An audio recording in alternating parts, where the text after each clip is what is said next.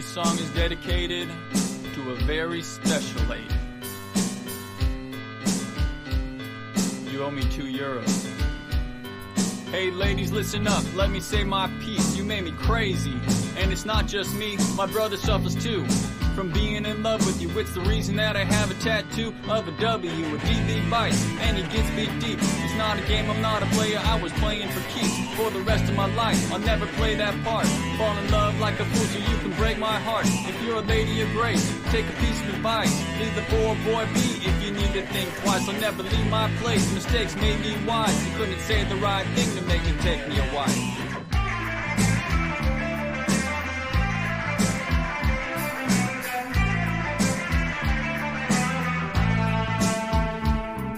Rejection is a lesson in getting stepped on. Bend, bounce back and take shape like flex on. The next one is gonna have to be a dove. For me to even think about being in love is possible, but not a thing to fight for. End up in a hospital, right up in the psych ward. Twice before, they've siphoned the life force. Mark it as a catastrophic change in my life course. I took it hard, I'll be scarred for life.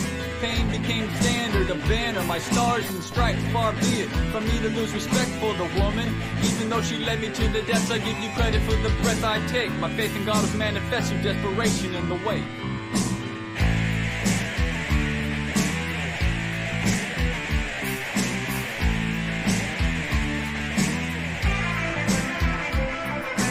Every breath I take a step closer to death. Hold on a second, let me catch a moment of rest before I check out. Correct me if I'm wrong, but where I'm going there won't be a need for me to be alone. I sit at home and contemplate where I went wrong. As soon as I met you I shied away, I should have been strong. It wasn't a long shot, the truth is I was useless, young and stupid. What could I do? I was shot through by Cupid. What you did was ruthless. Who told you I was tramping? That's a liar. At the very least a misunderstanding. Of course it could have been worse, we only started the court. You never took a vow, put me through a divorce. You only took away my source of happiness and left me hanging down a dark alley looking for a way, and I made it.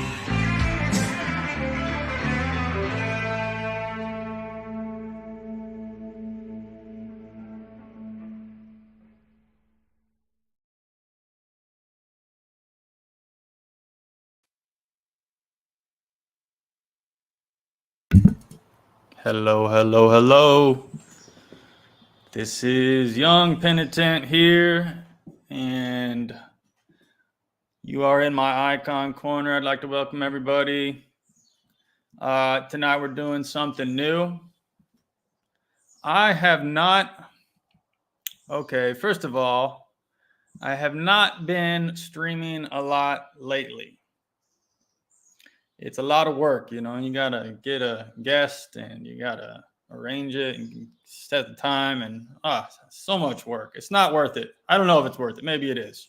I know you guys, some of you benefit. Say hello in the chat if you're watching. Somebody gets some benefit out of it, I'm sure.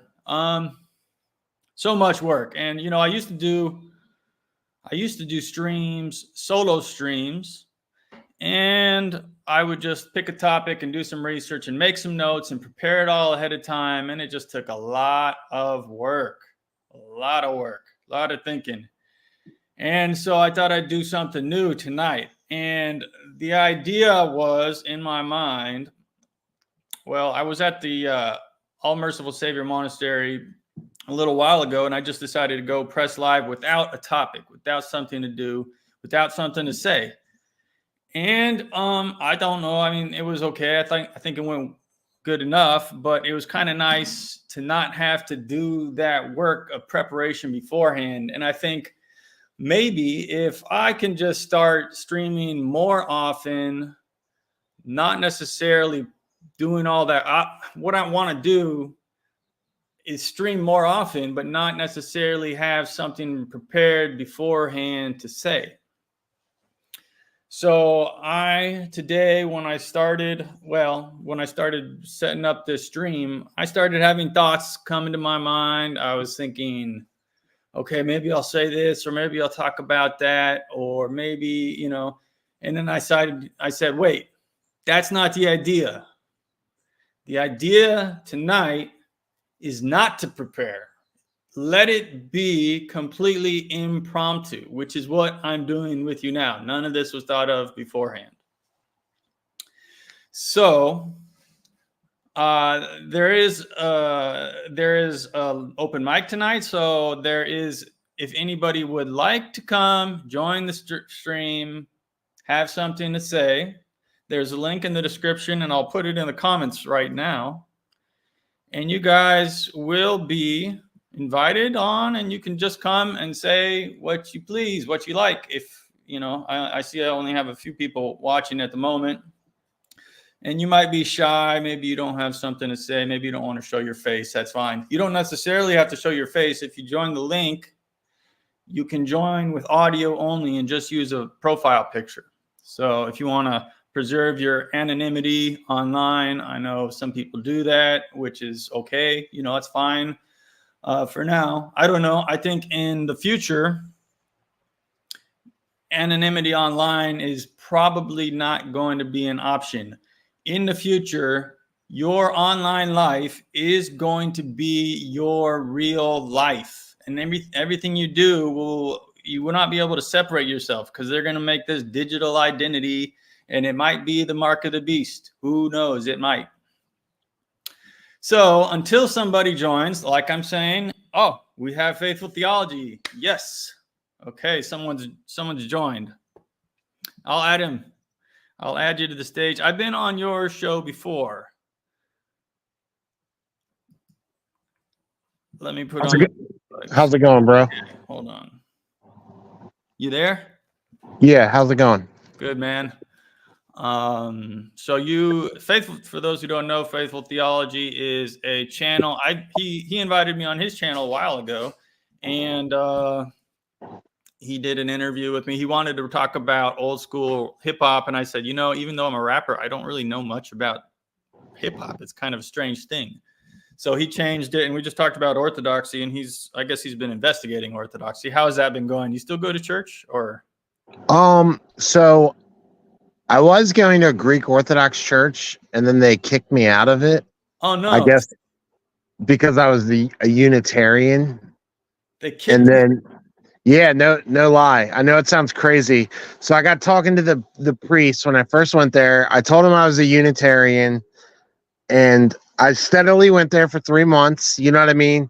I guess I stood out like a sore thumb because I sat in the back of the church. I didn't do like the cross thing. I wouldn't go up when they would do all the sacraments and everything. But I attended faithfully. I tithed, and then he came up to me one day and he just told me not to come back. What? Yeah. But there's got to be more to that story. No. Dead serious. I'm telling you, honest truth. Oh my goodness, this is horrible. Yeah. You just got kicked out. Yeah, that is horrible, man, for no reason. That really is. I've never heard anything like that before. I mean, there is a possibility. You know, you can be asked to leave. It is a private establishment, so you know. It is something that people can do, you know, like a priest can say, you're not welcome here. It's something a priest can do. So that is his prerogative, I suppose, but it is kind of weird that you were, you know, maybe if he had just let you sit in the back, you know, maybe, who knows, maybe time would pass and you might have had second thoughts about your, whatever it is. Here, okay, so let's see. So how are you doing tonight, though? Oh, I'm doing good. I can't complain. Okay, so I'm gonna go through a couple comments here. Yeah, do your thing. Humpty Dumpty says, "Christ is risen. Truly, He is risen. New Orthodox Christian here, trying to be. Glory to God." Welcome to the stream. So we have another couple comments here that we can maybe go over what was happening. So. Orthodox boomer grandma, not grandpa, says he wasn't interested in converting. Is that it? Did you tell the priest you had no? Well, I'm not someone that's just going to convert in like a month's time. You know, I think it takes a while to come out of doctrines. You know what I mean? I'm not someone that's just going to like join a panel and someone's like, oh, believe in the Trinity. And then like, oh, okay, I'm just going to convert. Like, it doesn't work like that. You know what I mean? That's like a false conversion. But I was going there. I wasn't proselytizing like the one comment down here says. Right. I wasn't pushing like anything Unitarian. I was taking my Greek Bible. I was sitting in the back. I was standing up when everyone else stood, but I guess I stood out like a sore thumb. You know what I mean? Because I'm not Orthodox. But at the same time, I was constantly going every Sunday, and I was That is really odd. I don't understand doing that. what I should. You know what I mean? Is this like one of those ethnic Greek parishes where, you know, if you're not Greek, you're not welcome? Is it like that? Like heavily like like It was a heavily Greek parish. Yeah, it was a Greek Orthodox did they church. say, did someone come up to you and say, "Are you Greek?"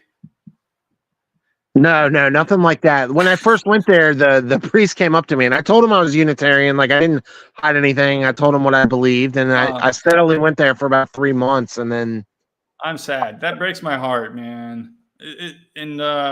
So maybe there's like, is there a Rocor parish nearby or something? It's not a little more. so I've been going to a Catholic church just Okay. in the meantime. I mean, I live out in the country, so there's not that many churches near me. You know what I mean? Like, if I wanted to go to like another Orthodox church, I'd probably have to drive like an hour and 20 minutes or something. It's just not feasible. You know what I mean? Sure. Sure. Okay. Well, I'm sorry that happened. No, it's fine. I'm not upset about it or anything. I'm a little bit upset. Well, I'm a little disappointed at how that went down. You know, I don't know. I wasn't there, so I guess I can't judge what happened exactly. So Humpty Dumpty apologizes. He says, "I wasn't meaning to throw stones. Was genuinely curious because he was wondering if you were maybe pushing." No, nothing like that. I would never go to an entire church and do something like that. That's insane. You know what I mean? Right. I kept to myself. I bought a Greek New Testament, and I was been like slowly learning it. So that's what I would do mostly when I went there. I would just sit in the back and go through the New Testament in Greek and try to learn what I could out of it. Unitarianism. Is that what you said? Unitarian? Yeah. So okay. So Unitarianism is the belief that God is one person, which would be the Father only. Okay, gotcha. And you obviously understand. You're a smart guy. You understand that we have Trinitarian theology. So well, I don't have a problem. So I used to deny the pre-existence of Christ. I used to believe that Christ only began at Mary, but I've strayed away from that view. I believe in the pre-existence. I don't have a problem with Jesus being divine, but the divinity comes forth from the Father. Like the Father's the head of everything to me. okay, I think that sounds orthodox. So yeah, I don't have much a problem with like the Greek Orthodox Trinity, which they call the monarchy. I think what I have a huge problem with is Protestantism, because Okay. a lot of Protestants, when they argue the Trinity, they're arguing tritheism. They're honestly arguing three gods. All right. So you have a problem with. So you don't have a problem with orthodoxies per se. So I don't agree with. So the only point where I don't agree fully, I don't understand eternally begotten. For me, somehow Jesus, this word, this logos, is residing within the Father, and then it comes forth from Him. If that makes sense. Okay, say that again for me. I'm slow. Yeah, no, you're fine. So somehow in my mind, I picture the Word and the Spirit somehow residing within the Father, and then they both come forth from Him. Wow. Yeah, this is interesting to me because my conversion was not an intellectual exercise. So I was never, my head wasn't in the clouds. I wasn't thinking, is this the theology? Is this what happens? Mine was a little different. My conversion, I was drawn to the practices, the praxis, the practices of the church, the coming, attending church, the standing, the fasting, the praying, all these disciplines. I knew even before I found the church that I was looking for a discipline to follow, a spiritual practice. And they had all of these in the church. And so I was, I was like, yes, this is it. The theology, I'm a dummy, I don't even think about that stuff. I don't understand it that much. I know the basics, the creed and all that. So I don't know if I can really help you, because I came from it. I came to it from a different angle. Yeah, it's fine. But no, I mean, I've been reading the church fathers and the early anti-Nicene fathers. That seems to kind of be the way they articulate it. Okay, So gotcha. I've just read through those. I've only read a couple besides those. I read a lot of Gregory of Nyssa, Huh. and then that's pretty Okay. much it. Well, keep reading. We do have Yeah, a I haven't question. given up on it. I'm just gonna keep going through it. But the Good. idea that just because you walk in a church and you like automatically change your mind, or because you join a panel, I think that's a little extreme. Yeah. So we have a question for you. Oh wait, so you saw the question, have you read the theology regarding the Trinity? I think you saw that from the Wolverine. Did you see this question? Or did Uh, you no, but have you read into Orthodox? Yeah, I mean, I've studied the church fathers. I like Bo Branson a lot. I listen to him. He's a Greek Orthodox. Okay. So I don't Um, have a problem too much with the Greek Orthodox monarchy. okay. Do you mind if I go through a couple of this other questions here? Yeah, absolutely. What is your perspective of the rapture? Do you believe in the dispensationalist view from Humpty No, Dumpty? no, that's Protestants. I don't agree with a rapture. I don't agree with original sin. So I have a lot of the doctrine already in me, I guess, of Orthodox. I reject a lot of things of Protestants. No, I Okay. don't believe there's like some secret rapture that Jesus is going to save all of us or anything. Okay. So universalist, is that universalist Unitarianism? No, so where I came out of biblical Unitarianism, they Oh, hold to the Bible. They're just have a different view of interpreting it, I guess, from Orthodox. Universal Unitarian would be like the LGBTs, where you can just right. make God whatever. No, biblical Unitarians hold to uh, the Bible and live Christian lives. They just believe that the word wasn't a person until John. So it was like God's idea or thought, and then it becomes the Son. Okay, gotcha. To those just joining, if you would like, we are doing an open mic, open panel, whatever, if you want to join, you're free to join the stream. There's a link below in the description, and I just dropped it in the chat so anybody can join. But we're just going to be hanging out and talking for as long as this goes, or until I get tired. I don't know. So this has been a great start. Thank you, Faithful Theology, for joining. How is everything else? How's your family? How's work? Good. We've talked a couple times in emails about like stocks and different things. Right. You've emailed me a couple times, and I've emailed you back. You got any hot stock picks? Isn't the stock market like tumbling right now? Like people are worried about war and recession and Yeah. Crypto and stocks isn't looking good at the not looking moment. good. Yeah, shoot. Oh man, maybe I should just sell and then cut my losses. I know they want to have World War III. We all saw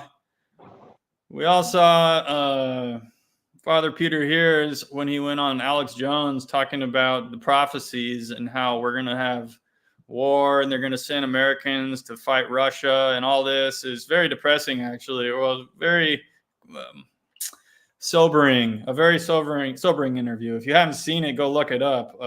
Father Peter on Alex Jones. That was a great interview. But Humpty Dumpty says, who is this they you speak of? Can you be a little more specific?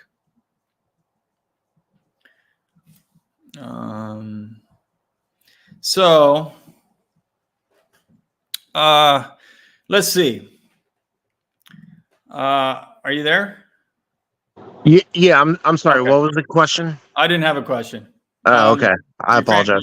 your family good? Your work, everything's going good? Yeah, everything's good. I can't complain. And how's the channel? Good. I haven't been doing it lately. Kind of took a break. Oh, really? I Yeah. saw one of your shorts recently. It was pretty funny. It was about our president, our incompetent president. I thought I was pretty impressed. Yeah. Yeah, I was listening to you at the beginning, how you said it's a lot of work doing like interviews and everything. Just Yeah, wing it. That's what I've always done. wing it, man. Have I've you? always just freestyled it. I just invite people on and just talk to them like I'm talking to you. You know what I mean? If it's You a flop, never? it's a flop. Is it? You didn't write down questions or anything, or? No. Okay. Well, maybe I just needed to get used to being in front of the camera, and I don't know, Yeah, just freestyle everything. freestyle It's everything. more genuine that way anyway, because it's like coming Yeah, from the heart. You know what I I mean? I do feel that's better. I did reserve myself a lifeline, and I guess I can add it now while we're waiting. Again, to anybody watching, What? please feel free to join in. Join the show, and if you don't have to stay the whole time, you can stop in for a few minutes or whatever. Um, I see Rogue Splice in the chat. I hope he decides to join a little bit. But I was up with Rogue Splice up at the monastery, and I do want to. I mean, this was my lifeline. If I ran out of things to say, I was going to show this, and I'll add it to the stage here. And this was me up at the monastery, and yes, that's me smoking a cigar out in the woods. Now, smoking is not permitted on the monastery grounds, but it's something that people do occasionally, and the monks are kind enough to look the other way. And we all know that smoking pipes and smoking cigars is kind of an orthodox thing. Some Orthodox do that, even though in some traditions tobacco is frowned upon. In some of the traditions in the church, it's either frowned upon, it's allowed, or it's completely forbidden, depending on your priest. And I will say I did enjoy that cigar, and I was out there.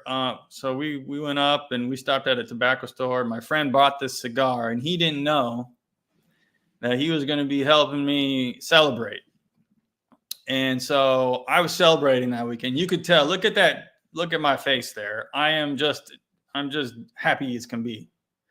And I was celebrating my that's a fine cigar, Corbin says. That's a Macanudo is what it was called. And I was celebrating my end of jurisdiction. And I can explain, I've talked about this before, and most people maybe they haven't seen the video from a long time ago. Humpty Dumpty says, the deacon's wife at my church said she knows an archbishop in the OCA who smokes like a chimney. So I did a stream on smoking actually before, and I got some comments after I did the stream, and what people were saying was the problem with smoking is A, being harmful to your health, and B, being an addiction. Now, I don't think that if you smoke one cigar when you're celebrating a rare occasion, that is harmful to your health.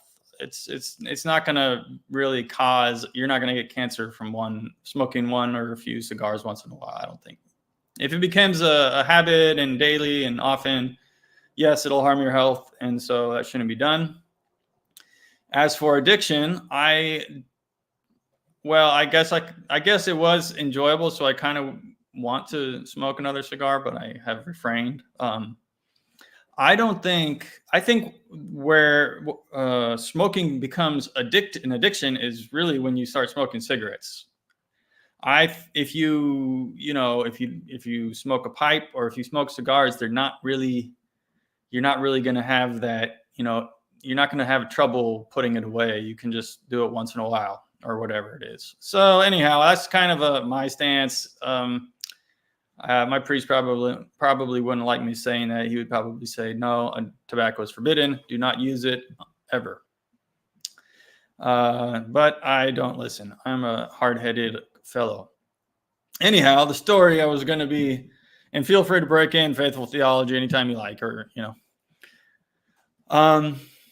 I was celebrating my end of jurisdiction, and I didn't even realize that I was going to be celebrating that while I was at the monastery on that Sunday. I just happened to. It was just an accident, really.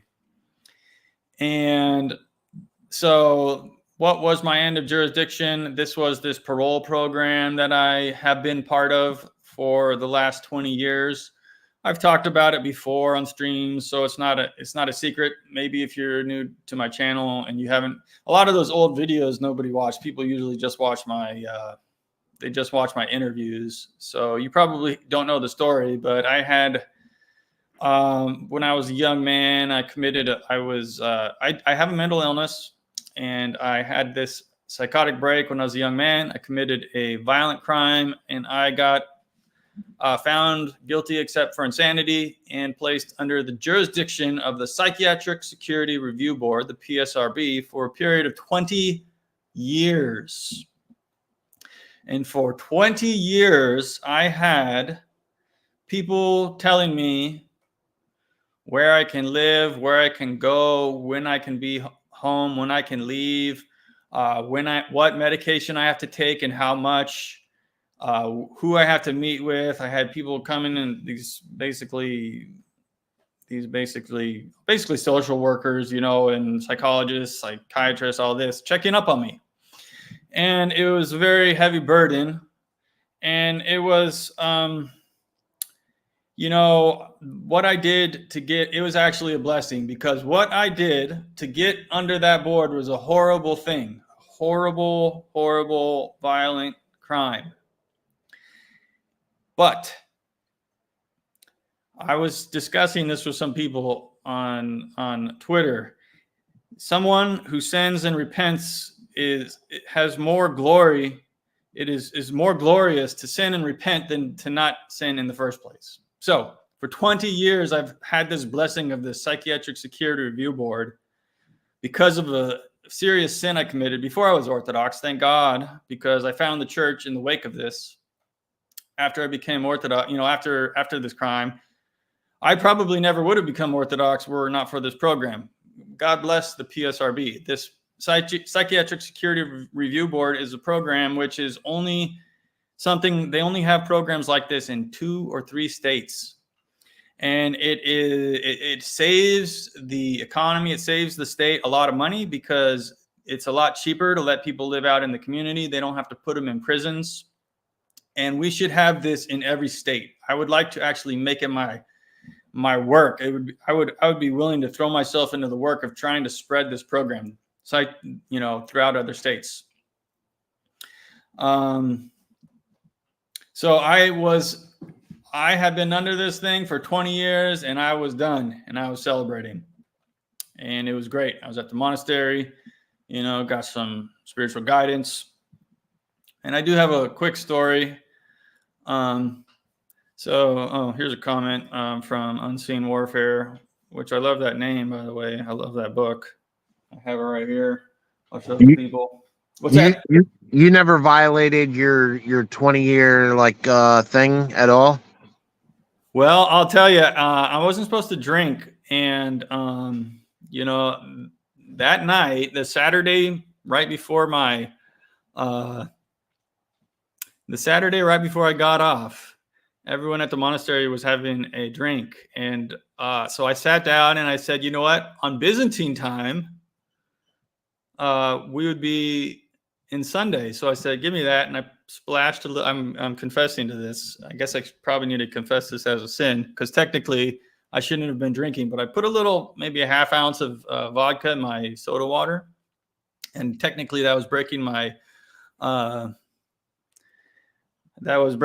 release agreement, but what are they going to do? Because the next day I was off. They have there's no more jurisdiction. They don't, What do you mean at the monastery? Like So, they drink alcohol there? Like these, well, I yeah, guess monks or whatever? they'll offer you one drink. You can have one. They have a rule. Monks can drink alcohol.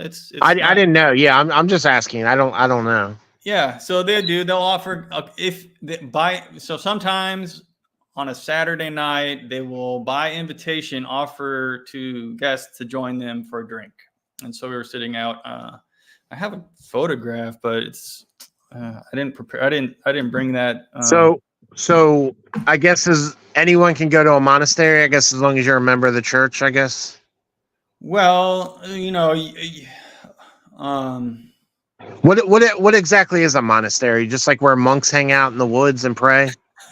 yeah, pretty much. Great question, by the way. I mean, I can just say that's about what it is, or I can talk about it. I could probably talk for a while about that. Monasticism is a holy order within the church, and it is oh boy. So the monks, they live under 4 principles. They have that they live by, which is obedience, chastity, poverty, and stability. And so that means they're alone. The chastity part, they don't have sexual relations. They don't get married. So if the church generally offers people 2 paths. You get married. They encourage you. The church encourages the faithful to either become a monk or to get married. That's what the church encourages people to do. Oh, here's Christopher. I'll drop the link here. People are invited to join. So I'll add you. So how do the monks get money if they're does the church, I guess, pay for their needs? No, actually, they don't get any money from the diocese. In fact, the monks pay money to the diocese because a church generally pays a tithe of their earnings to the diocese. And the same with the monastery. A monastery donates money to the diocese, not the other way around. The monks have to find a way to support themselves. Well, yeah, that's what I'm getting at, though. But are they allowed to leave this monastery? Like, they don't have jobs, right? They don't have like a 9 to 5, right? Well, I've heard of monks getting jobs if they need to support themselves and no one's donating money and they don't have a business. Monasteries generally have to find a business that they can do. But these are great questions. Yeah. So they need to find a way to support themselves. Some monasteries print books, they write books, they print books or a magazine, or they'll make candles. Up at Vashon Island, you can go to vashonmonks.com. They sell homemade soaps and beard oil and books. They also have a bookstore. People donate money. So, and if you go and you're a visitor, you're a pilgrim to a monastery, you can go. A pilgrim generally will leave a donation when they stay at a monastery, just, to kind of thank them for their hospitality. I'm not sure what this question is. Is it 3 songs or 15 minutes? I'm not sure what that means. So how do you get permission to go to the monastery as like a visitor? Different monasteries have different rules. Really, some monasteries, I'm adding you to the stage now, Hoover XR. Okay, so some monasteries will require you to get a letter or a recommendation from your priest. So they want you to be going to a parish and have a priest that that you've gotten to know, who can recommend you. So you're not just some crazy person or whatever. Other monasteries will have open services or a time when they're open to the public where people can come, they can see the church, they can go venerate icons, they can walk around and there's different setups. But if you want to go to a monastery, either get a recommendation from a priest, or you can contact the monastery directly, even maybe through their website or a phone number or something like that. and set up your visit ahead of time. Make reservations and all. So Unseen Warfare says they paint icons and make candles and prayer ropes and different things. Yes, and our friend Corbin, our friend Rogue Splice, made a video recently about that. So go to Rogue Splice on YouTube and you can see how to make a prayer rope. Welcome to the show, Hoover XR. Hey, what's going on, man? Hey, I don't recognize your name, but tell me about yourself. Yeah, I'm Humpty Dumpty on YouTube. Okay. I'm new. I was raised Southern Baptist, and I never even heard about the Orthodox Church until I started doing research into the church history and the Great Schism and all that. Okay. But yeah, I wanted to ask you for some advice on. It's a bit personal. No,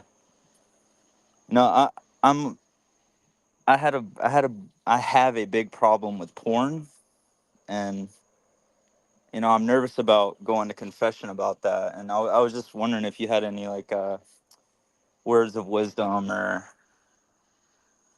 some Okay. Yeah. encouraging advice for that. Okay. So you're a practicing Orthodox Christian? I my first liturgy I attended was last week. I'm going to Vespers tomorrow. Okay. So you haven't been baptized? No, I've been baptized, but not in the Orthodox Church, and my Okay. parish said they don't re-baptize people. Oh, that's a shame. That's too bad. And okay, so first of all, sacraments are closed to non-Orthodox. Okay, first of all. So the only sacrament available to non-Orthodox, you're not yet officially Orthodox, even if you might believe. You could consider yourself Orthodox maybe if you believe what the Right. church believes. I'm hoping to be Orthodox. I Okay, don't call great. myself Orthodox. Great, yeah. So confession is closed. You can't even confess. I mean, there are certain situations sometimes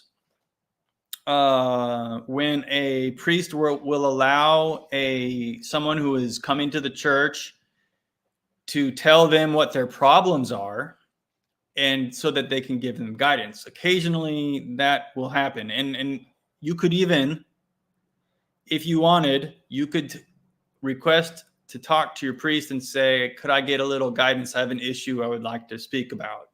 Okay.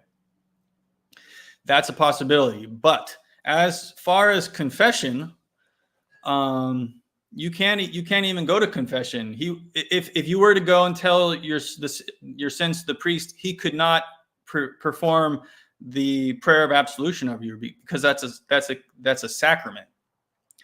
So since the only sacrament available to you now is baptism, that's the only sacrament available to non-Orthodox. I would focus on that first. Try to talk to the priest. How do I want to become more? I'm thinking about, I want to become Orthodox. Talk to the priest. Have you had conversations with him at all? Yeah, so it's a tough situation. The church I go to, they don't have a full-time, well, they do, but he's a retired, he's the father of the church, whatever you would call him, the deacon, or no, they have a deacon. I don't.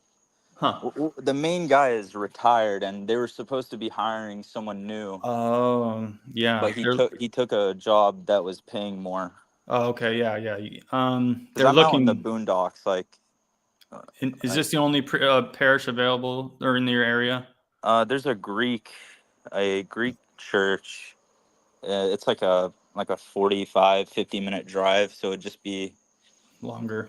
Yeah, and inconvenient. And they probably wouldn't want to baptize you either, honestly. Well, not to interject. How would you even join the church if they don't baptize people? Like, I don't understand. No, I said baptism. Well, okay, so they would like in his case. Like, how does he go about to even join the church? Well, they would recognize his baptism if it was a Trinitarian. It was done in a certain form. Right. And they would just receive him by chrismation and confession of faith. And there's you've probably if you've been looking into orthodoxy on the internet, you know this is always a perennial debate on what in ROCOR. I'm part of ROCOR. We baptize everybody except somebody who really we can make as a general rule we baptize everybody, and there are exceptions to that rule. And I think that is a good practice.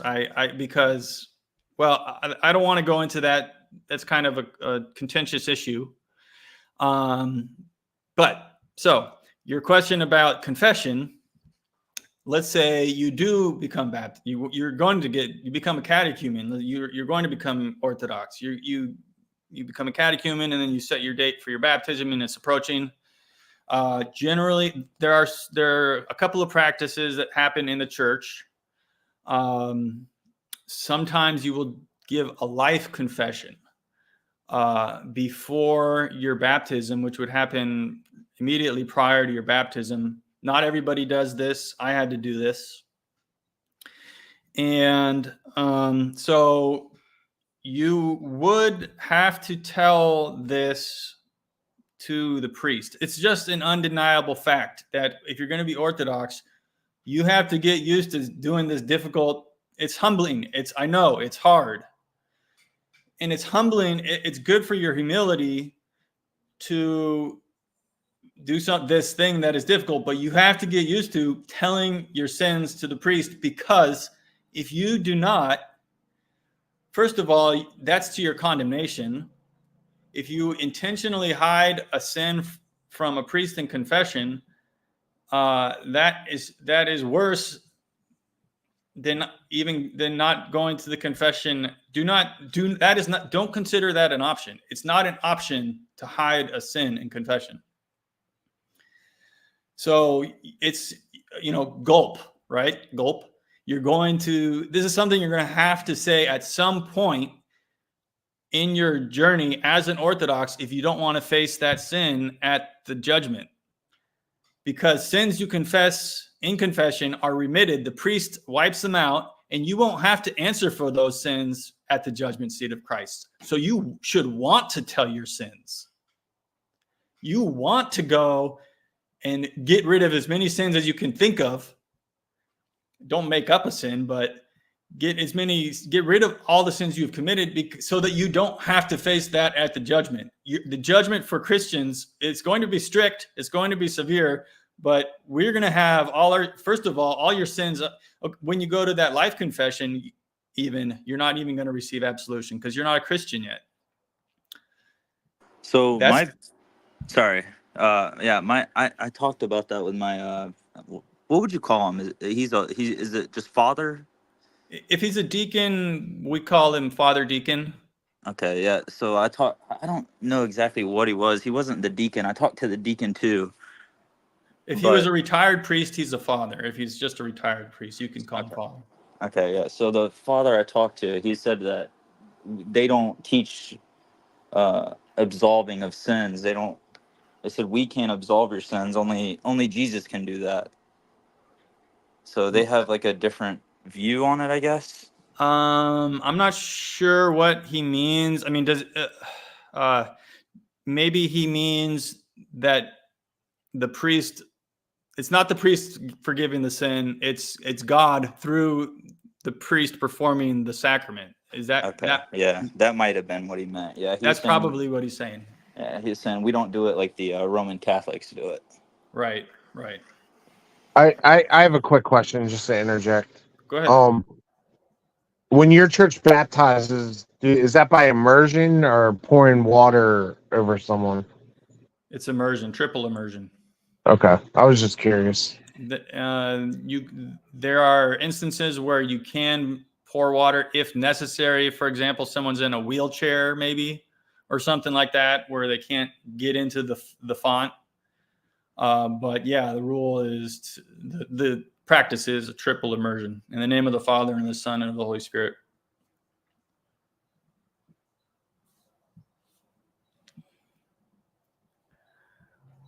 Oh, Rogue Splice mentions that they have their own coffee brand. So that's up. You can also order that online at their website. It's Monastery Blend Coffee. Oh, and icons. Yeah, people can print out icons. There's all sorts of ways. They got to figure out a way to make money, you know. So.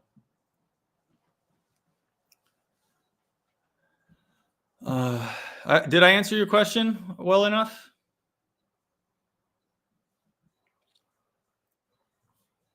Oh, someone else. Okay, I'm adding you to the stage. Hello, how do you say that? You're muted. This is interesting. We got a guy. He's got a guitar and a headlight. What is going on? Ich bin schade. It means it's a pity. And my last name is Schade. It's a pity. Oh, I think Yeah. I've seen you in the ortho base chat, right? Yes. No? Yes. Yes. Okay. Yes, that's what you can say. I am just a wannabe ortho bro. I'm not even an ortho bro. I'm just a wannabe ortho bro. What is going on? I have kind of a unique story, but I'm still on my journey to, be able to take the sacraments. And I really feel it. Let me try to put my phone down. I really feel it when you were talking about, like, I want to confess. Like, I think that's a powerful thing. I can't wait to confess to a spiritual father, and I think that's going to be it's such an amazing thing when you really get into it. How it doesn't become a burden on any of the priests back. It's just given to God, which is what Right. conceptually you think of, like growing up in like American Christianity or whatever, or like evangelicalism. Anybody who was really like passionate was probably an evangelical, and then of course nobody stayed there. Everybody's looking for the truth, So, but yeah, it's anyway. How's it going? My name's Christopher. Nice to meet you. I'm in Atlanta, Georgia, right now. Okay, good. Hey, Thanks for I'm joining in us. Savannah, bro. Okay, nice and warm out here right now. Yeah, I'm sweating quite a bit. Drink lots of water or raw milk if you can get it, but it's illegal in Georgia. Oh, Yeah, I gotta think. I don't think they could have done this whole plan of making everyone want to chop off their whats and think they're gay and everything. If they didn't boil the milk, I don't think they could have done it. But they somehow convinced us that we should boil our milk. well, Just nuts. could be. Yeah, That's could be. pasteurized. I mean, just anyway. I don't know. I'm a kind of a conspiracy theorist. That and it could, that in combination of the injectables and the stuff they spray in the sky and the plastics in our food, and it's a lot of things. Oh man, you're a conspiracy theorist. You're a conspiracy theorist. Oh yeah. It's they definitely have a holistic plan of making the frogs gay. That's pretty cool. I talked to my pastor a couple days ago, because he wanted to reconnect because he was kind of upset that I was leaving the church and he thought I was making a big mistake. And I was like, man, you don't even. I was like, you call me crazy for saying they're spraying the sky. Like you don't believe in chemtrails. And he's like all out for Israel. He's like, those who curse Israel are cursed, and every nation, That's like, yeah. That's So let's pay them money to their government. That's That's what he Protestantism follows. 101. it's accelerationist. They think it's gotta happen, so we might as well speed it up here. Yeah, like the dominionist theology and all that stuff. The Seven Mountain Mandate and all that crazy stuff. Yeah, and then over there in Redding, California, that church out there, there's some wacky stuff that goes on out there. And I know some people live in Oregon, some real missionaries, and they were talking about all the young people going over there and just getting their minds just wrecked, just jumbled up, and really being bad. A lot of bad fruit coming out of that. But yeah, I'm in Oregon. Oh yeah, we're in Oregon. Yeah, I'm in Oregon, and I live in Corvallis. Okay, my brother's in Bend and sisters, Oregon, and then our friends they're in Bandon, which is out, a couple hours from the coast on the beach, and it's just amazingly beautiful. Okay. And we went there because my wife had Lyme disease and she needed cooler weather and she needed a place to heal. So we went there. lived in a tent with our 6 kids, and yeah, a few years ago, it was like paradise out there. But you can't stay for the winter in a tent, that's for sure. Oh, right, right, a lot of rain. Yeah, Yeah. But yeah, that was a few years ago. Now at this point, I think it'd be about, gosh, I don't know, a little baby there, so just 12 years ago, 15 years ago. But my wife healed herself of Lyme disease though, and had another baby. How? How did she do that? It's basically heavy metal detox. It's like what everybody needs to do, but the heavy metals that are deposited in your system react with the spirochete bacteria, and they wreak havoc through your nervous system. And so you basically have to get rid of all of that in order to have those little finely tuned, Nazi bacteria Sure. that were designed to like work with these metals and everything. So that's what I mean. Like, just finding out about that, I became a conspiracy theorist, just like researching what my wife had, and then Okay. it was hard. She had to do a lot of fasting and prayer, a lot of crazy, just dedicated fasting, and that's what I tell everybody. Forgive your mama. Fast and pray. Like that's what you need to do before anything else, before you worry about even what you eat or what you drink. So that's what what's that guy that black pastor says? He's like, you got to forgive your mother. Yeah, Oh, yeah, a little Jesse Lee. Jesse Lee Peterson. Jesse Lee. Lee's okay. He's funny. Not all Jesse Lee. But he also thinks you have to go to Jerusalem to get into heaven.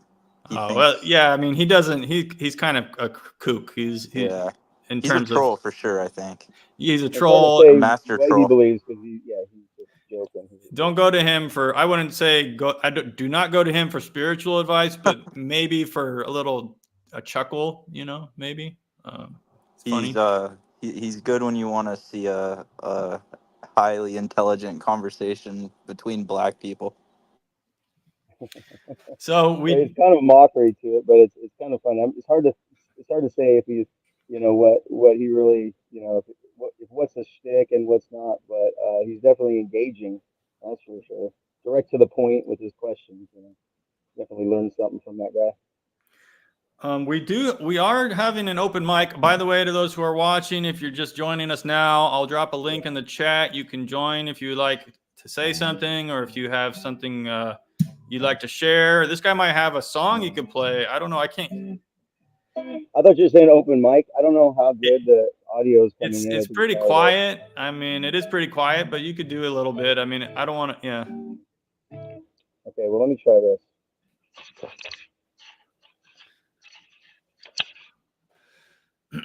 Unseen Warfare says Christianity did not come from Judaism. Rather, Judaism is a perversion of Christianity. Saint Ignatius of Antioch. I even heard that kind of the idea, but it would make sense that all of the Islamic stuff was kind of a false flag type of operation, just to disrupt and everything, but it would follow the way everything seems to work, But okay. I don't know. I'm not sure. Yeah, they're probably more. You'd probably have to say a little more about that. But I was just thinking about so the schism happens, right? After that, it was just direct. It was always like that, but it was like now it's just like a seat in hell. Like it's not just a little bit away. It's like it's powerfully to split the church. For this major schism. So I just imagine the powers of evil that are jumping in on it. Oh, okay, gotcha. And anyway, as they're jumping in on it, are they doing espionage, right? Just basically espionage type of stuff. And I'm like, yeah. And so, starting, paying people in the area to kill their enemies and giving them, Toyota Tacomas or whatever to do it. And then saying, oh yeah, by the way, you're the bad guys now. That seems to be a way that all of the wars and of all history seem to be kind of, around these patterns and everything, setups. Okay. So, sure. Yeah. General Smedley Butler, war is a racket, that's right. That's a pretty eye-opening. I just heard some interviews. I didn't read the book, but I heard a few interviews about that. I've heard a lot of good people on the internet saying a lot of good things, and I want to thank you for doing that, being faithful to come on and speak, you know, and talk about things, because it is helpful to, and God has definitely brought me through, like, listening to different podcasts and different teachers at times, and then I graduated and keep going. But Dr. Michael Heiser was a big part of getting me into studying Orthodoxy, because he gave me the this podcast called the Bible as Literature podcast, and his father Paul Tarazi is one of the guys, and then a few other guys, but they're linguists like Dr. Michael Heiser, and so they just get down to the meat and potatoes of Bible and what the Bible means. And then Paul Tarazi's from Syria or something, but he's a native speaker, and so he's bringing all these insights to, like, what it means, what the text actually means, and but they're Orthodox, and so I realized all good theology was Orthodox theology. So I saw all these cults that I'd been into in different churches, and I'm like, okay, everybody had like a good thing going, but there was some lacking or some pride or whatever. Like, there were people just trying to do out of their own power and their own will. And then, and then we would usually move on and everything. But anyway, I appreciate being able to access this information. Like, we take it for granted nowadays, especially what we're doing right here. This is amazing that instantly you get a connection with me, and like, it's wild. Yeah. It's a double-edged sword, though, because Sure. I went down like the conspiracy rabbit hole is like, it's a dangerous one, because I was like hardcore flat earther for a while, because I thought that was like a biblical, I thought I had like great discernment, I thought that's what the Bible says, like the earth is immovable and fixed, and and it would make sense to me that we're the center of the universe, like. Right. And I'm not too sure. Like, it doesn't necessarily matter to me either way. Like, there's nothing I can do about it. Sure, yeah. So it's kind of like a waste of time to even go down those rabbit holes. It ends up yeah. being, it doesn't, not for everybody, but it does end up being for a lot of people a sticking point and a place of like, my wife, practically, probably one of the number one reasons she like got mad at me to like leave me and like kind of started the whole thing. It was like the thing that broke the camel's back. And I didn't even know, I didn't say it was anything. I was just looking at it, and I was just like, what is the moon? Moon's weird. Look at all this stuff. And I got kids and everything, so I'm like, homeschool dad type of thing, and I'm like, let's watch these videos or whatever. And she flipped out. She absolutely lost her mind, and she was like, I wasn't allowed to speak in the house after that point, and she would just scream. And I was like, I just triggered some sort of like NASA demon or something. But she wanted to be a space.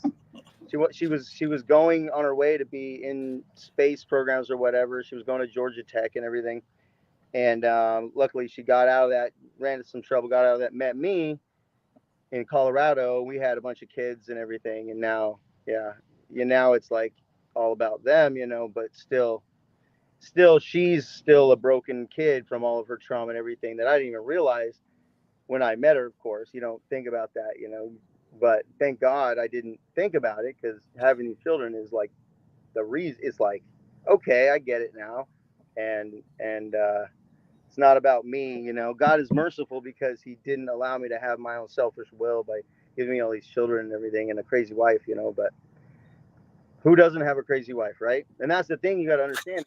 They're all dealing with the Jezebel spirit. They have to overcome that Jezebel. They have to try at least, but the Jezebel roots in deep through all these traumas and everything, and like, it's hardcore. And right now the man is getting attacked like crazy, but the people in the country ain't having it. Is what I found. The rural people, not everywhere, of course, but in South Carolina and Georgia, and then in New Mexico and Colorado, really everywhere I've been, there are rural people that aren't putting up with it at this point. It seems to be like all this crazy stuff is just happening on TV in a way, but of course, lots of people are in the city, so that's who's getting affected by it. Okay. Yeah, you just said a lot, man. I might drop a few things about that regarding the flat Earth. This is the shape of the earth has been talked about for like over a millennia. And there's even, I forget who the saint was. It might have been like Saint Basil or someone who said that this debate was even going on back like 1,000 years ago. And some people say it's round, and some people say it's flat, and some people say it's sloped like a mountain. And he says, I think it's probably round, but it doesn't affect me attaining my salvation, really, the shape of the earth. So you can still pursue your salvation regardless of what shape the earth is.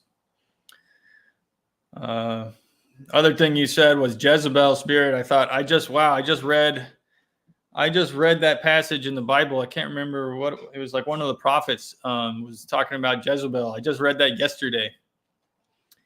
Jezebel was the wife of one of the kings of Israel, I believe, and in the one of the Old Testament kings was married to Jezebel, and she got him to worship Baal. She was a Baal worshiper, and so she had a bad influence on the king and on all their subjects.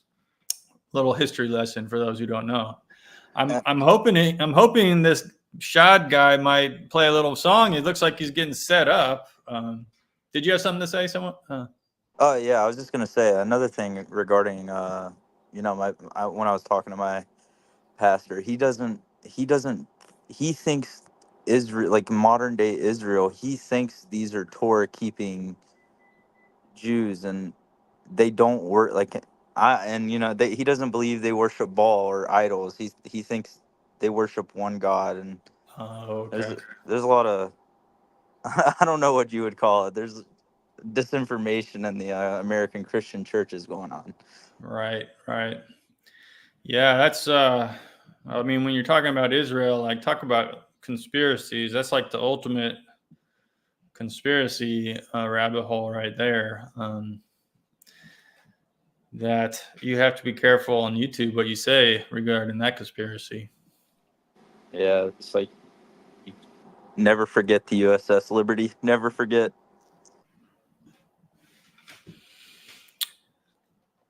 Yeah, so it blows my mind. Yeah, it blows my mind. Like when you find out stuff, you're like, wait a second. Okay, so basically, our Congress is all Israeli citizens. What? And you're like, you tell your children this.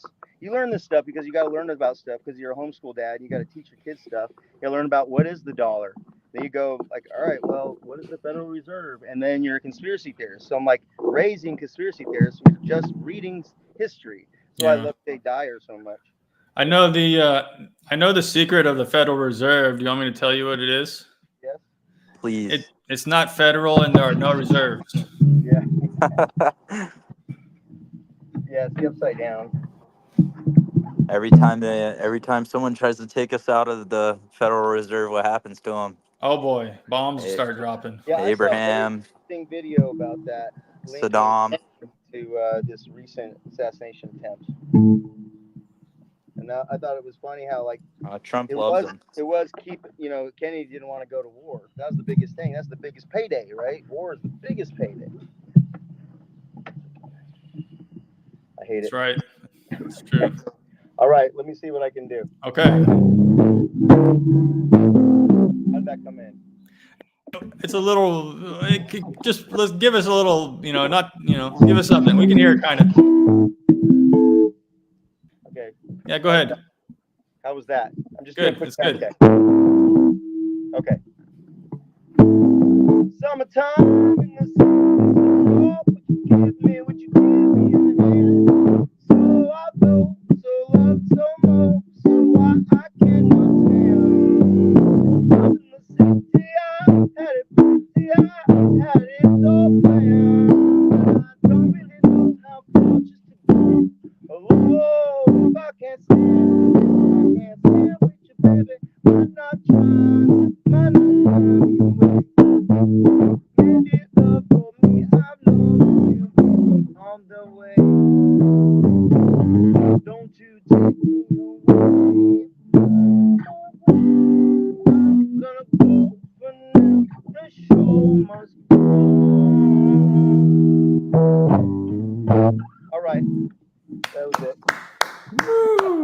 Yeah.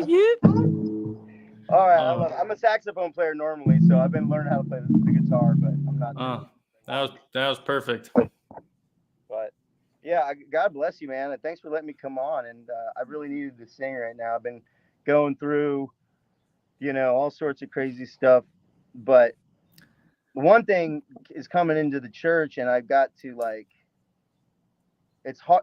People just say just got to go to church, but some people's lives are so crazy they can't do anything regularly because they got to clean up so much messes and they got so much stuff going on, right? Okay. But so I figure that's where I'm at. I'm trying to find my spot, but the few spots I found, they were very God's you need to shut up and don't say nothing because these people don't like you and don't like the people you listen to and everything like that. So I ran into that right away where I'm like, yeah, Seraphim Rose, and they're like, watch out for Seraphim Rose. So don't and saying, don't listen to Father Peter Hears, but they don't tell you why. And I'm like, dude, don't say anything. It's better not to say anything. But I had to be quiet and listen to that and try to humble myself under that, which was good for me because it's really not about that. And there is a deeper thing that happens with someone who faithfully just gets up and does the liturgy that I see what it means. Don't speak ill of when David said that or whatever, don't speak ill of the prophet or whatever. He was talking about Saul, I think. And they'll use that sometimes, Christians will use that sometimes, but I think it is pretty serious. Your speech is so important. It's so, every word you say has a creative ability or destructive ability. Oh, absolutely. I heard the saints all tell me one time when I was at this church here in Atlanta, they were yelled at me. They were like, shut up. It just hit me so hard because I was worries, all the crazy stuff. And they're just they all told me together, shut up. And then St. John Maximovich, he was like, that's right. And man, he's amazing. He's praised for me. Hallelujah. I don't even know what I'm putting myself into with this. The fact that there's a church, and it's amazing just to know that's possible, that there is a church, is something most people don't know. They don't even know. And it's, it's amazing. It's amazing. This is a icon card I got from when I went and visited St. John, when I went to see went to his relics recently, and I got an opportunity to venerate his relics. And people say if you have something to pray for to St. John, you'll get the answer really quickly. I would like to challenge anybody who's watching this, because this is what happened to me. I would pray to St. John, and my prayer, I would notice the prayer, he would show me that his prayer, he was answering my prayer. I challenge you to pray to St. John and pay attention, because see what he does, because he'll probably answer your prayer. I'll take that advice. I've yet to pray to any saints, because I'm still kind of breaking my Protestant programming, It's this helped me so much. If you don't pray to the dead. His prayer life, what he did, how he was so wonderful. This is his exodus, taking the flock, to safety. Oh, okay. So this is an amazing book. It's Orthodox Profiles, SBS Press, Exodus. St. John Maximovich leads his flocks out of Shanghai. John B. Dunlop. So I was searching everywhere for stuff about St. John, because this is St. John of the Ladder, or St. John Ladder's in Greenville. St. John the Wonder Worker is downtown here in Atlanta, right on the 33rd parallel, baby. Are you kidding me? And they've been feeding the homeless since the 90s. They've been feeding the homeless Monday through Friday, a good meal, home cooked with prayer, since the 90s. So there's so much love here. The homeless people protect them, and that's where it's so real. That makes it so real. That dedication to service is just powerful. So I'm like, I wanted to get out of the city, get the kids out of the city. Let's go run for the hills. But God had different plans, and now I'm involved in this little tiny community in the city, in the middle of the city, that's doing food, which is what is important. We need to have our own food, have our own animals, butcher our own animals, in the city. So hopefully we can get animals clear in the kudzu and then just butcher them and do private butchery, share the meat, make sure everybody has really good meat so we can be strong, in our day. But Who knows? Who knows? In the middle of the city, you know. But I'm like, you can't give up on anybody, and the church will stand, you know. And we need to build actual castles now, which is what I like to do. I hate drywall. I hate it. I curse at drywall. I bite my thumb at thee. Like drywall is horrid. What do you mean castles? Tell us what you mean. What do you mean? Like actual, you know, structures made of rock, and there's Really? so much cool technology to do that now, and it's just so much easier to do because just build like you don't have 220 volts of power pushing an AC system to give you stale air, make open air, build in the earth, you know. But that's the thing is the world's been set up, this industrial revolution or whatever. This is like the crumbling of it, right? This is the end of the drywall, the fast builds and everything. So who knows what's to come, you know. I know that's true, but I think you could even build in here conventionally without the apocalypse hitting everything or whatever. If stuff somehow continues to tinker along with our economy or whatever, you can take these houses and you could retrofit them into castles, which you might need actual like defensive positions in a city. So why would you build with drywall? You know, I mean, I don't know. Have you been down the Tartaria rabbit hole, Chris? Yes, pretty much. I'm pretty satisfied with a few of my ideas, but yeah, it's fun for me. What do you mean you're satisfied with a few of your ideas? ideas? What do you mean? Huh? I mean, like, so I'm like, history's screwed up. History's like been screwed up ever since the atom bomb for sure. The reporting on history and everything, but history is still there and it's kind of coming all out now. Like we're seeing all sorts, even Tesla's patents are being released and all sorts of fun stuff, you know. But we're getting to see more and more of that. Maybe it wasn't quite like that. So I do like the idea of a civilization being here on this land. A lot of different history coming to what happened on this actual land, you know, than just like the official story, which is just like there's just a few Indian guys that were sitting over here. You know, the official story is crazy, you know, and I'm a Gen X guy, so I went to history and learned all this stupid stuff that was like, oh yeah, by the way, here's the book saying none of that's true. And you read a book talking about how nothing you learned was true. And you're like, oh, great. So it's harder for boomers when they find out they've been lied to. It's hard. They hold on tight. Right.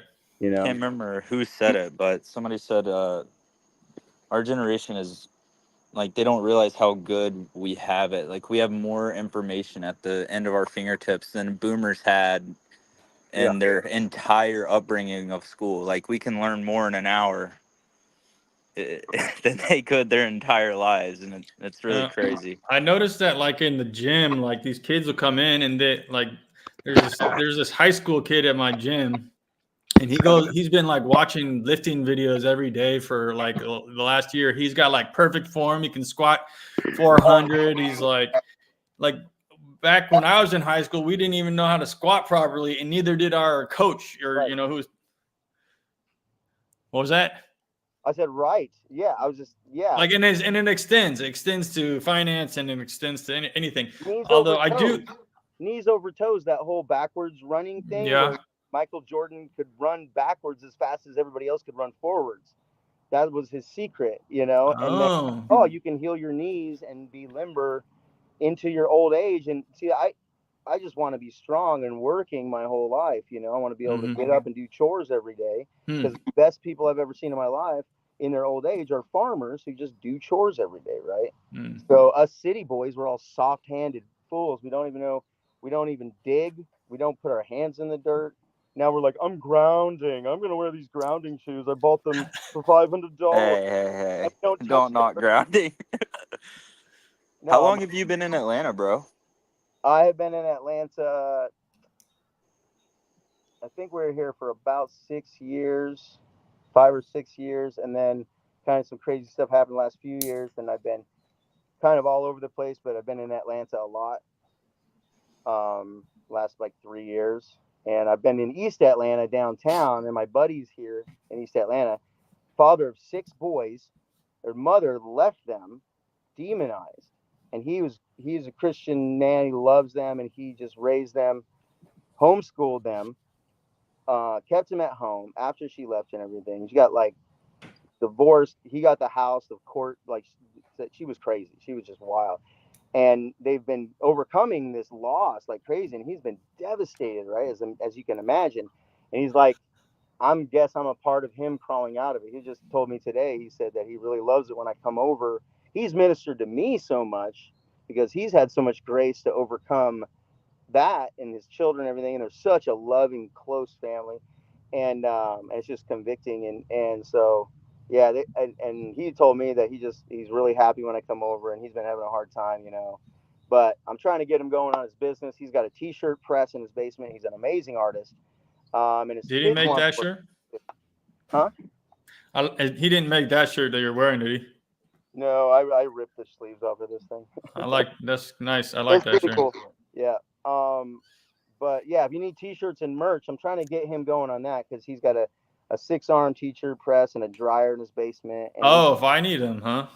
Should I start selling Young P stuff? Yes. I think the merch is the best thing about Orthodoxy. Really? In general, I'm like icons everywhere. I'm like, when I first went into a church, I was like, oh, I get it. This is like heaven. Like this is supposed to be heaven. And I'm like, it all hit me at once. And I'm like, oh, and all of my like nitpicky, why does that hand like this? And why is this hand like this? All the conspiracy brain, oh, why are these colors together? Oh, is that a checkerboard in your hair? Blah, blah, all this stuff you start to nitpick, once you watch too many videos late at night. And then, but I was so humbled at that point that I was like, all that had fallen away. And it was the perfect time for me to come in and just like receive it. And I just really got it. And then there was 2 girls singing. It was like a Tuesday night or something. So there was hardly anybody there. And there was a few priests, a couple of people standing there, and it was streaming in through the windows. And it was this amazing singing of the scriptures and the gospel. And I looked up at the icon of Jesus, and I was like, and he just boom, hit me with the compassion power, and I'm just like, whatever you call that. I think it's like power. It's like, yeah, I get like hit and floored, and I'm praying, God, let me not be a fool and fall down on my face and make a fool of everything. And he keeps you standing up too. And I'm like, oh, thank God. Because you don't want to just, it's like you want to act like the crazy Pentecostals, but it's like, wait, no, do the order. And then you feel like that. You feel like you just want to throw yourself down or whatever, but it's just the conviction. And then he shows you your mercy by showing you he lets you see your sin, and then he shows you your mercy because you're still alive. It's like, oh, I don't even deserve it. And he's like, oh, then he shows you more and more mercy. And then you start seeing more mercy than you see shame, shada. You start as the Christopher Shame is on my YouTube handle. And it's like, yeah, I'm like identifying that because shame on this generation, right? I'm just like mad at it, trying to make my kids gay. Get away. Yeah. Get away. You'll have to let me know your friend who had his website or something like that, or drop it somewhere in the. Well, we'll talk. I'll get a hold of you and we can talk about it. And he needs a motivation to get going on that, and we could do some designs and stuff. But he's an amazing artist. So, and he's been through a lot. He's in the middle of the city. People who live in the middle of a city like this on the 33rd parallel with all of the intensities of Atlantis, the city of Atlantis, like if you've ever read the Pilgrim's Progress, right? This is Vanity Fair, and like you got to be careful because if you disgrace the people with their wares, they'll take you out, And if you want to be a missionary, it's like, what are you doing, fool? What are you doing trying to be a missionary in a city like this?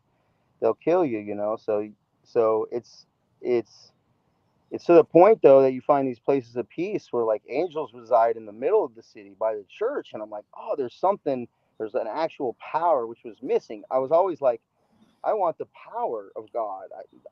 Jesus said you need the power of God. Make the, all your doctrines of men make the power of God of none effect. And I'm like, God, I need the power. I'm not going to survive without him. I'm not going to have a family and nothing.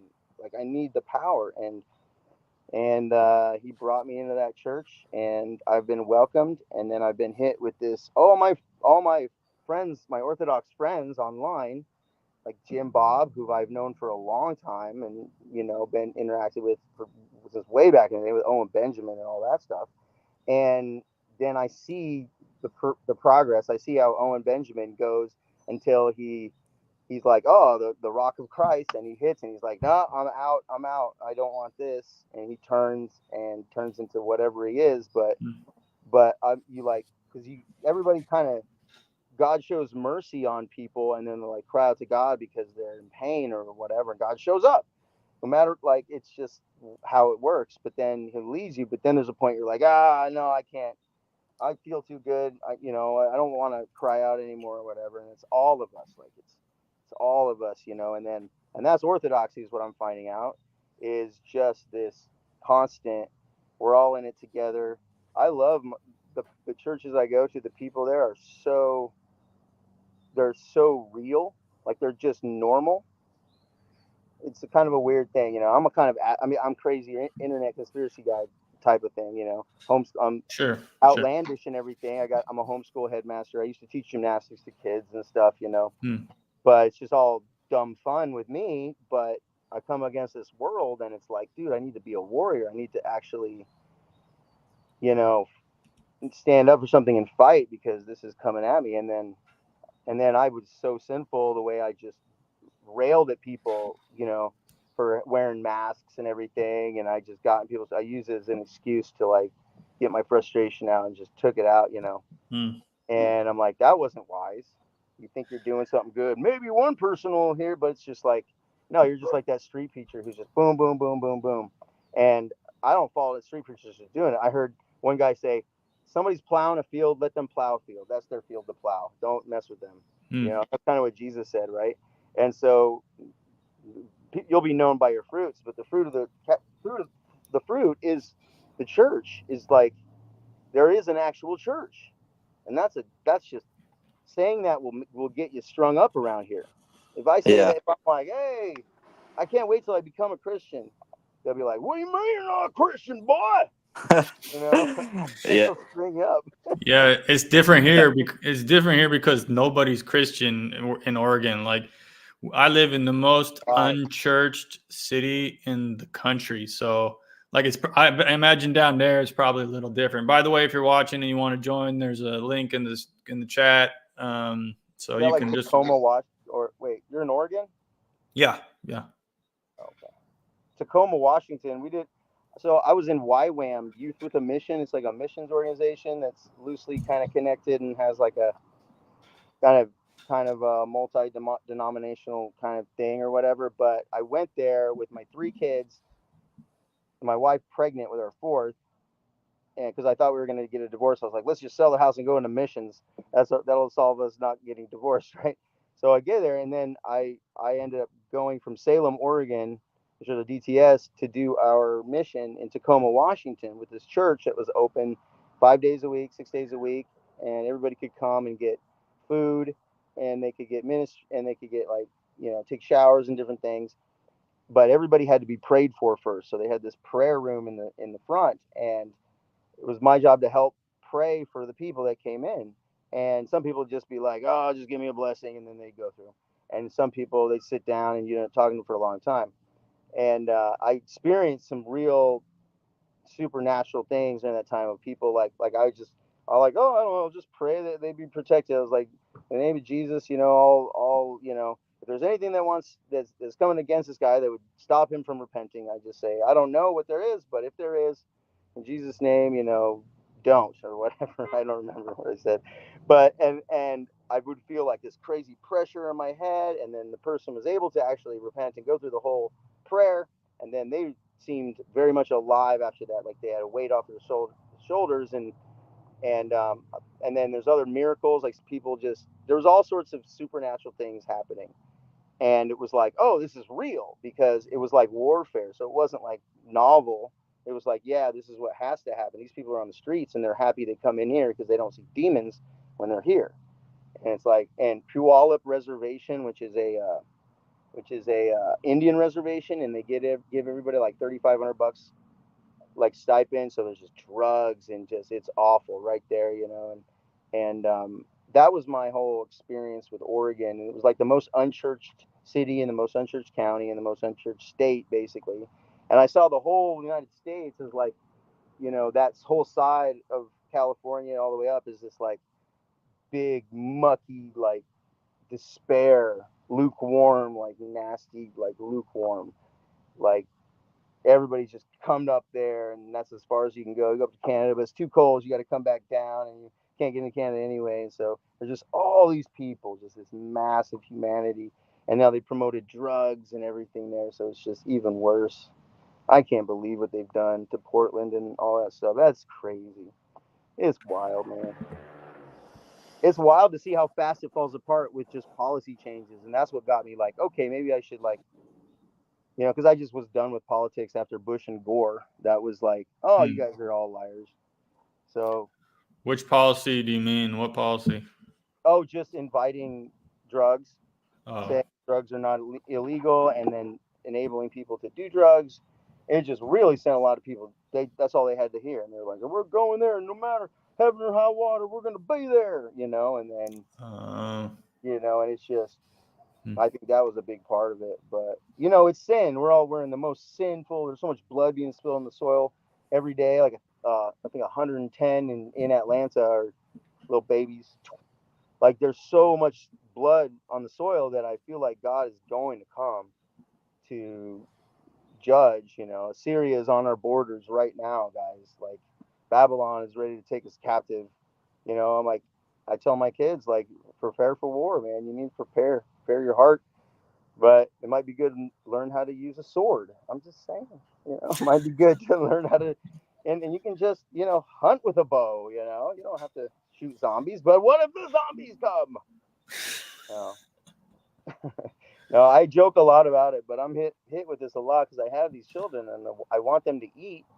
And now I realize that the only thing that's really food is meat. And it healed me, and it healed a lot of people I know. Interesting. Are you carnivore? No, but I probably would be if I had my own animals. Yeah, I've been doing that lately. Started doing it almost 2 months, probably. It's not to eat the bread and the crackers. That's for sure. Don't eat the crackers. We have the most poisonous substance ever paraded around as food ever in all of known history is now in our stores, in every gas station, dude. It's horrible. Just look at the list of banned ingredients, like in other countries, like in European countries, like just in Doritos. Like it's insane. Like even in McDonald's, like in Canada and other European countries, it's insane what our government allows to be put in our food supply. Which kind of brings me to my question I wanted to ask you, Penitent. What do you think about a separation of church and state and maybe Christian nationalism? Where do you land on that? I'm a monarchist.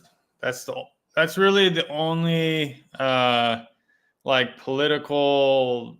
I think that once you become Orthodox, like eventually, at some point down the road, you're going to become a monarchist. That's like the God ordained system of government. And anything other than that doesn't really touch me. Doesn't really touch my heart or my soul very much. I don't really get excited too much about it. So politics is all pretty black pilling for me, Sure, yeah. What's going on like now? Like, was Trump really shot or was it fake? I mean, those pictures were really, really nice. Yeah, well, they were just really too nice. Like those, it was like almost like a photo op, like. You know what they say, left wing, right wing, same bird. Yeah. I mean, I do think that Trump was good. He was probably the best president of my lifetime because, he like didn't get us into any wars and the economy was good and everything. So when he was in and the best thing about Trump was, don't forget that he put in these Supreme Court justices. I'm going to mute you for now because you're okay. Right. He was making some noise. Trump put in conservative Supreme Court justices, and we got Roe v. Wade overturned, which was like the best possible thing that could have happened to this country. So, politics does make a difference. Even voting can make a difference. And like, for example, in this example, Roe v. Wade being overturned. So, I mean, don't like give up completely, but I understand if you want to just pray and not, and focus on your spiritual life for now. That's understandable to me. Yeah, I mean, I'm definitely voting for Trump, but like, it's tough to say they stole. I mean, Biden won it. He didn't win it fairly. Like the COVID restrictions helped, and the mail-ins and all that. I just think with all the illegals coming in now, what's the number at 30 million now? Is that it? 30? That's a lot. I thought it think was it was like at 20 million. 11. It was between 11 and 20 or something like that. 21 million, something like that's what I saw. But yeah, I think it might be lower. But even if it's only 9 million, that's a lot of. And I don't know. I don't know where I'm Anybody who going with wanted this. to get in, anybody who's been trying to get in forever is in. That's all we know. Anybody who wanted to get in is in by now. So we don't know what's going to happen. I don't know if you guys remember a guy named Russ Dizdar, but he had this book called The Black Awakening. The idea that you had sleeper, super soldier type of idea that everyone's going to kind of wake up and freak out and start doing mass shootings and stuff like that. But I don't know. In cities, you could definitely have stuff like that. I'm pretty sure the size of these frequency towers and everything are amazing. They're colossal in the middle of these cities. They're so huge, and I'm like, people are already, with their sin, with sin, you're locked into animal kind of actions, right? Like you just act, and you're very predictable, right? You'll always act and react the same way, and that's the one thing about being free. And what I see people taking the Eucharist, especially, I'm like, this is healing you so much from even people who've taken the shot and everything like that. I'm like, you got a chance, because there's something extra. Like we have to be at the point where we're eating poison and it's not going to hurt us. That's what Jesus said. So I think that might be the way, to be locked in with Jesus and taking part of the sacraments. I think the sacraments is what I was missing. Because I almost left Protestantism for Islam. I was pretty close to taking the Shahada. And I've never even met a Muslim, just from doing research. It's like what do you mean taking the Shahada? What does that mean? The Shahada is what they make you recite to, like, once you say the phrase, like, they consider you a Muslim. Oh, okay. No going back. Yeah, it's like Dawa. Do you know what Dawa is? It's kind of like it's like evangelizing, like okay. but for Muslims. Is it an initiation, right? Yeah, it's kind of like, do you like how the Southerners will do, like, accept Jesus Christ as your Lord and Savior right now, son. I wonder if there's anything to that spiritually. Like, I wonder if you come under some sort of spiritual dark force or something. I don't know if you did that. Good thing you didn't. Do either of you guys know? There's a question. Are you aware of a YouTuber named Dark Journalist? I've never heard of him. Is anybody else? No, I've never heard of him. Huh. Okay. My favorite YouTuber is John Levi. Have you seen his videos? No, I'll write it down now and I'll maybe take a look. Just JONLEVI. He does like architectural breakdowns, kind of like in a Tartarian vein. Huh. Where he's like, we have buildings like infill, like, and he covers all the World's Fairs. Have you heard of them? I've heard of World Fair. Yeah. So it's like I don't know how I'd explain the World's Fair, but he does like a bunch of breakdown videos of buildings in Philadelphia and like all across America that we cannot recreate. Oh. And it's like, so his theory is that there was a civilization here before. And he's kind of a wacko, I think. Like, he doesn't believe we're in the year 2024. Like, he thinks they've been lying about the years, and all this stuff. Interesting. If anybody's watching, there's a link. I'll drop the link again. Just feel free to join if you got anything to say. I'm starting to fade a little bit, so I don't know. I might have to shut the stream down soon.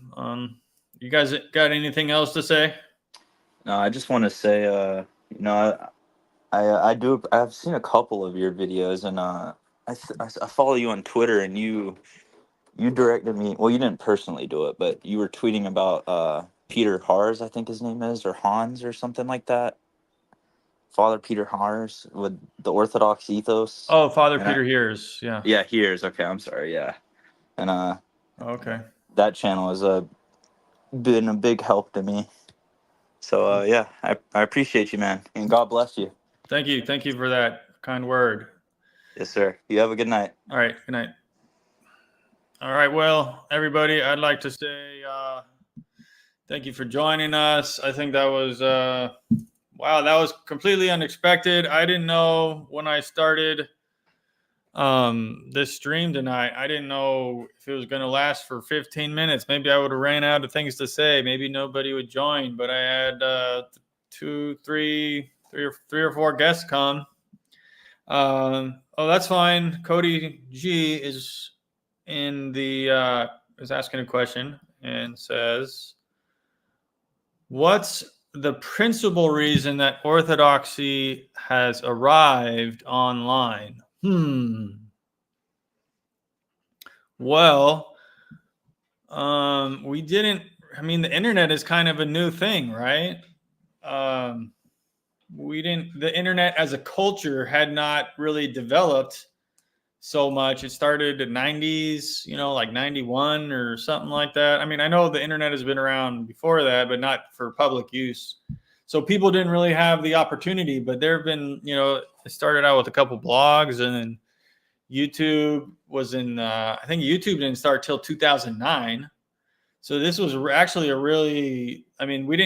was just no opportunity to start publishing Orthodoxy online. And my goal is to share the faith with everybody, the whole world,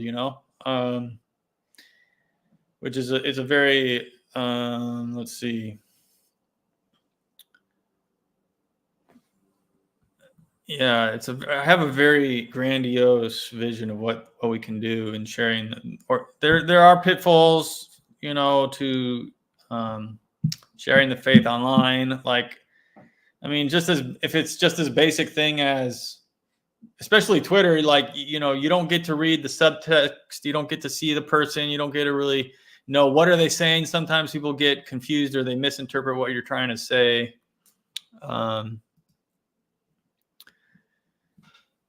So yeah, you had dial up. Cody says he didn't hear about Orthodoxy until 2021, and I was almost completely unaware. I joined the church. I was baptized in 2006, and I had never even really heard of Orthodoxy until like 2005, maybe. I mean, all I had known about Orthodoxy up to 2005, when I was 24 years old, all I had read was, it was a little paragraph in my world religions class in college, and it was just like about like one page. That was all I had ever encountered. I had no idea what it was, really. But now it is available online. And, one thing I will say is that I kind of, a lot of clergy some clergy will be like, are like above, using the internet, like, oh, YouTubers, like you could call a person a YouTuber as a slur, or they kind of look down on it, but maybe there might be reason for that, but I think we need to really embrace the technology and use it as best we can, since we have it. And the people who are not afraid to do it, people who are not afraid to go online and show their face, even if you might get, people will leave nasty comments or something. It's worth, I think. Oh, what is this? Private. Okay. anyhow, yeah, I think it's worth it for Orthodox, Ortho bros out there, YouTubers, people on the internet. I think it's like this guy just said, he found out about Father Peter Hears. I'm glad to hear that. Humpty Dumpty says Orthodoxy is the best kept secret in America, but not for long. We're gonna broadcast Orthodoxy to everyone, so they will not have an excuse in the last day. Okay, well, I guess people keep showing up. I mean, I guess that was gonna be the end of the stream, so I should probably keep with it. I don't think anybody else really wants to jump on, have anything to say. So I'd like to thank you all for joining me. Okay, Cody again says, keep doing live streams. It's the future of the internet in general. Yeah, I think that's true. I think social media companies are going to be like the nation states of the future. Like, we won't even have nation states. We're just going to have social media companies anymore. And you're going to belong to X or Facebook or YouTube. So I don't know. Maybe not. Maybe that's a kind of, maybe I'm extrapolating a little too much there. I'm getting tired. So I better end the stream. But I'd like to thank everybody for watching, everybody who watched to the end, everybody who's joined me, everybody who came in and said something, joined the stream. And I want to do more of these. This is work that I enjoy doing. I like being in front of the camera. I like showing you guys my pretty face. And so I want to do more of these. And this is my new, if you were around at the beginning, I said, I want to just start going, just pressing live and not rehearsing, not having a plan, not know what I'm going to say ahead of time. Just be live more often and maybe like commit to a day and a time, like every Sunday or every Saturday or Friday night or what it might be, or once a week or whatever. Then you'll know when I'm going to be here and you can make that time to be. So the coolest kids are watching Young Penitent on a Friday night, because this is where the hangout is. So okay, so I gotta end the stream now. Thank you all for joining. We'll catch you all next time. Good night. This has been Young Penitent. Like and subscribe.